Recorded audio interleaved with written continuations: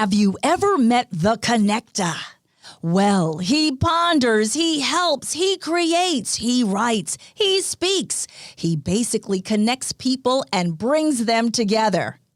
I speak about Paul Solano of PS and All Marketing Group. At psandallmarketinggroup.com, you will receive an assembled group of Paul's contacts and connections that cross into many sectors of life. Please contact Paul Solano at 617-240-4130 or psandallmarketinggroup@gmail.com if you are in the market for a wide array of services. Again, please contact The Connector, Paul Solano at 617-240-4130 or psandallmarketinggroup@gmail.com with any questions. And now, here's Paul Solano, the host of Paul Ponders. Welcome to Paul Ponders. My name is Paul Solano of PS and All Marketing Group, and I may be reached via email at paul@paulponders.com. Thank you for joining me for my foray into podcasting. It is great to be collaborating with my friend and associate Chalonzo Amos of PodPro Entertainment to bring you some fun, exciting, and informative podcasts. For many years, I've been referred to as the Connector, or in Greater Boston circles as the Connector. With psandallmarketinggroup.com, I've created a side gig to connect you and get things done. Please sit back and relax and listen to today's podcast. If you are driving or operating heavy machinery and just listening, then please just listen and stay focused on your task at hand. Thanks again for listening. Enjoy my ponderings. Let #Paul Ponders begin. Greetings, everyone. How is everyone doing? This is Paul Solano, Paul Ponders. We're going to sort of adjust the way that we deliver this episode right here. Very fortunate to have one of the newest inductees of the National Italian American Sports Hall of Fame Massachusetts chapter with us in this episode. And he's a dear friend from years past, and he's from Malden, Mass. And his name is Dominic Sardo. Dom, welcome. Thank you, Paul. How are you doing tonight? I am doing well. Great to have you here. So I just want to let our listeners know, and by the way, thank you for subscribing to Paul Ponders podcast through PodPro Entertainment. This is going to be a little different because we're going to record a segment that is going to air at the October 15th installation of Dominic and Mr. Tom DiBenedetto at Anthony's. And this is something that we're recording, and we're going to put this into a PowerPoint presentation, into a recording with some wonderful pictures of Dominic and his career. And just to brief you on what Dominic has accomplished, and you'll be hearing that. And then after we record what the people in attendance at Anthony's will be playing, we'll be just going over this illustrious career of this two-time national powerlifting champion and world champion. And it's really something you'll be hearing about Dominic, what he accomplished and all. Yeah, this is really just a great episode. So we're just going to go into a little recording session here, so bear with us. And please do not log out after Dominic completes what he'll be presenting on October 15th. So, Dominic, are you getting ready to give your recording for October 15th? Oh, yes. I've been practicing and been doing my dictation and all that. So, yes. Awesome. Well, we're going to start recording, and thank you, Paul Ponders audience, for listening to what we are about to go. I'm going to just ask the question, and Dominic, you'll take it away right after I go over what we have in the program book to start off your biography. And again, congratulations on your very distinguished honor to become a member of the National Italian American Sports Hall of Fame Massachusetts chapter. Again, congratulations. Thank you. All righty. Let the fun begin. All righty. So we're starting at this 3-minute part, and I'm going to read these words, and this is what you represent, and this is why you have in fact, receive this honor. Determination, drive, concentration, motivation, mental discipline, focus, hard work, in your Italian-American heritage. Dominic, take it away. Well, basically it started in my roots of Malden because everybody pretty much had that growing up at a very young age. We were a very hard-working family, everybody around. And that's what it kind of instilled in all us as children. When you did something, you became dedicated to it. You worked at it with a high level intensity. You made a commitment and you saw it through. I think everybody from Malden had that. And achieving what I achieved, it all goes back to the community of Malden. I mean, everybody had a part of that with me to do that. That's about it. And it brings into the Italian mentality, the Italian heritage, I must say, that hard work, determination, intensity, dedication, as I said, that's what it takes to do what you have to do to accomplish something, I think. Mental toughness, that's another thing. It becomes a way of life, basically. It's just the way it is. A lot of people don't like Americans, I found out throughout the world. Made me even drive them even more crazy, like work harder and determined. It was fun playing with that aspect of it. We were like pretty much the hated group because we were Americans and we just dominated everything, mostly. Powerlifting allowed me to travel throughout the world, meet many, many friends. That was a very nice part of it. But just the preparation, the months and years of preparation just to get ready for the world's competition, doing the qualification meets, then going on traveling 16 hours, maybe 18 hours across the world, then have to make weight, then have to compete against people who live there or near there. And again, they don't make it easy for Americans, I must say. But that was the fun part of it. That just made you want to drive more and work harder competing at that level. Nationals, it was just like you're going out with a bunch of friends, all across the country, meeting people, competing. It was not so much of competing. Well, yeah, you would compete against another person, but we would drive each other because if someone did better than you, then would drive you better to try to do better than them. And it was a camaraderie type thing. Like you'd be pushing for him to make that lift. And then that would drive you even more harder to make that lift. That was the part of it. I just want to take this opportunity to thank everybody who showed up tonight. It really, really means a lot to me that you're sharing this with me because all of you had a part of this award, this induction for me. And I want to thank the National Italian American Sports Hall of Fame, Massachusetts chapter, to allow me to be inducted. It means a great deal to me. It shows all hard work and things. I really, really appreciate it. Here we are. We're on this podcast now, Paul Ponder's podcast. And now we're going to keep this pretty casual. And also, Dominic, I want to thank you again for being a guest on Paul Ponder's and all. And you grew up in the streets of Malden, Brown Junior High? Yeah, this is a great opportunity. Thank you very much. Yeah, the streets of right in Maplewood Square, right in the middle between Maplewood Square and Linden Square. So I was kind of like old sets of friends in Malden. I went to Brown Junior High. That's where I started basically I played Little League Baseball and Pup One and football for years, so that was fun.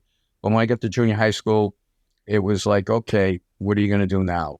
And Joel Colby, 7th grade English teacher, started the weightlifting club.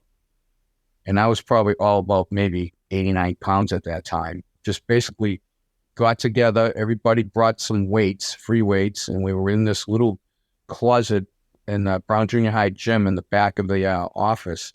And we had a little weight room, and everybody would go down there a couple of days a week, and he would teach proper form and technique, make sure we didn't hurt each other or anything like that. And that's how it all started. And so, like I said, I was like maybe 89 pounds, 90 pounds. And Pup One of football, they had a weight limit, so it was good. I could play. But when I started getting junior high school, kids were getting bigger, and the weight limit was not there. And I started getting like banged up really bad. So I had to find other avenues to participate in sports. I tried basketball, but that was a joke.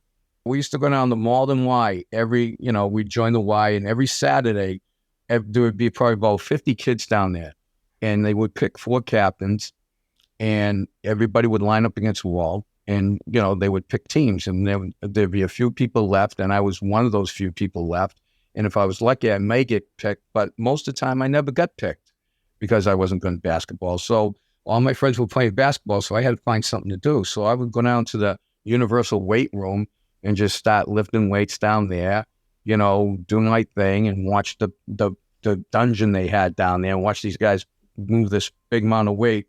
And that's probably how I got started. From there, I discovered wrestling in junior high school at Brown. And so, I was pretty good. And then I asked if I can go work out with the high school team, just practice with them. And Phil Gormley, the coach, allowed me to do that, which was really great. So Phil Gormley was my high school wrestling coach, great guy. And I used to work out with them. And then they brought me to meets, and I would wrestle as a junior varsity. Because back then, 9th grade, now high school's 9th grade, you can wrestle varsity in 9th grade. Back then, you couldn't do that. So, that started my wrestling career, and I always weight trained to, get stronger for wrestling. I continued it. After wrestling, I went to Boston State College. I met a gentleman, Dr. Mike McNamara, a kinesiology, exercise physiology teacher, and he was a big weight guy. And he basically taught me everything I knew about weight training, because I said, hey, can I come and work out with you one time?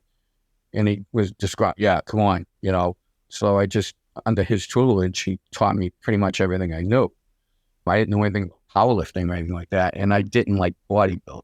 That was not my forte at all. That was not my game. So anyways, I just continued weight training. And then there was some contest. I remember it was a bench press contest, and it was in Connecticut. So I trained for that. And I think I took 4th. It was my first bench press contest. So then someone told me, well, why don't you go in the powerlifting wall 3 lifts? And I said, all right, I'll try that. So I did that, and I was pretty successful, and I qualified for nationals. So my first nationals I went to was in, I don't know where it was, in Minnesota, I believe it was. And I took 4th place in my first national competition. And it really, really bothered me, because the guy who beat me was kind of a showboat, and I didn't like that. And he would get up, stand up on the bench press after he lift, and he pose so that really bothered me, because I lost to someone like that. So I made it my goal to beat him next year. So I always did it. Every time I go in the gym, I would think of this person. I said, okay, I'm going to beat him.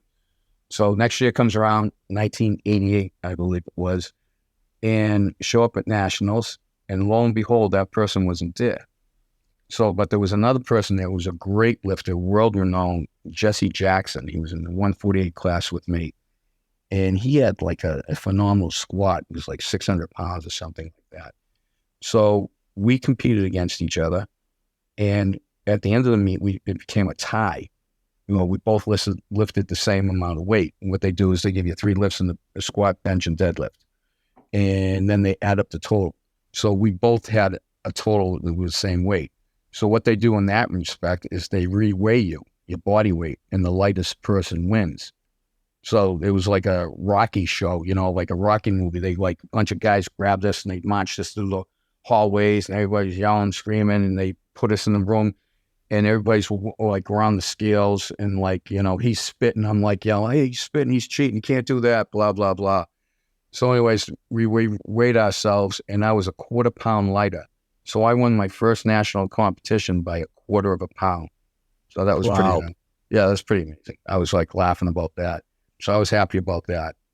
And then it just started from there. Then I was like one of the ponies, one of the dogs in the show, you know what I mean? Every time I go, it was a rivalry between me and him every year. And he'd win one year, I'd win one year, and stuff like that. And there was other people in there, but, it was probably mostly him and I. And the world championship, it was in Pescara, Italy. I've been to South Africa competing. I took 2nd there. I took 3rd. I was in Sweden. I went up a weight class, which I should have done. I took 6th place. I was really upset about that. Pescara, Italy, we went, and Jesse Jackson was there. I beat him by a substantial amount that meet. I won the worlds there. It was pretty funny, because I'm an Italian winning the Worlds in Italy. And I remember like we're getting ready to warm up and stuff like that. And what you do is you put what you're going to lift of your first 3 lifts up on a board. And so I remember I seen these guys looking at the board, and I'm over there warming up, and they're pointing at how much I was going to open up with the bench because that was my best lift. And it was like a substantial amount of weight more than anybody else, my first lift. And they were pointing at that, and then they would point at me and they start laughing. And that kind of like really upset me. I'm like, oh, really? You want to go there, huh? So that kind of motivated me a lot. Lift more, if you would say. You know what I mean? So that helped. So anyways, I won that. And when I won it, you know, it was like kind of a life dream. I just wanted to be the best in something in the world. I just wanted to do that. And, you know, you figure like when you reach that goal, when you do that, you're going to be like, oh my God, that was the greatest thing, blah, blah. But honest to God, when I won it, Jesse Jackson didn't make his last lift, he had to pull something that he never pulled before in a deadlift. So he had to do that to win. And it was a long shot, so he didn't do it. And after he didn't do it, my shoulders just sank. It was just so much relief off the weight off my shoulders. I'm like, oh, I finally did it. It wasn't like, oh my God, the world changed. No, it was like more of a relief just to, you know, all right, it's over. I won the world championship, and okay, now I can just relax, type thing. You know, that was a goal, and I reached it.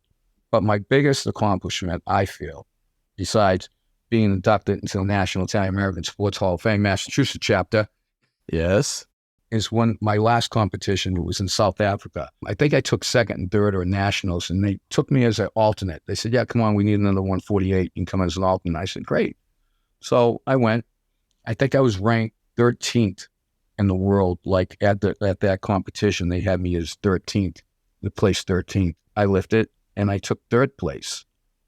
And that meant more to me than the world championship, I think, because I wasn't expecting to do anything. And I went there, I had a good time, I lifted well, and I took third place. So I was happy about that. And that's how I didn't want to keep going or anything like that. I had a second child at that time, and I said, okay, this is enough. Because basically it's like a part-time job. It's a way of life. Probably take away from my family. Kind of like just, you know, I still weight train, I still compete. I was strength and conditioning coach at Harvard University. You know what I mean? So I kept my foot in there. So that was it. That is great. And, well, again, congratulations on your great accomplishments in the world of powerlifting, and even when you were wrestling at Malden High School. And just a shout out to the Malden High School alumni. I know that many of your classmates from the class of 1976 will be in attendance at the National Italian American Sports Hall of Fame. And for those of you, if you're just logging in, we're with Dominic Sardo, 2-time national powerlifting champion and world champion powerlifter and all. And I read and doing the research on you, Dominic, there's a great article. You're the cover boy, if you will, on Powerlifting USA, the November 1991 edition. And it's really a great read for those of you who want to look up Powerlifting USA. And there's a great profile on you, on your great career. And I want to thank you for those great accomplishments. But you've had some great accomplishments in life, in law enforcement. I believe you were involved with computers while you were doing the training, the strength and conditioning at Harvard. But tell us about your wonderful service as a police officer at Harvard and MIT.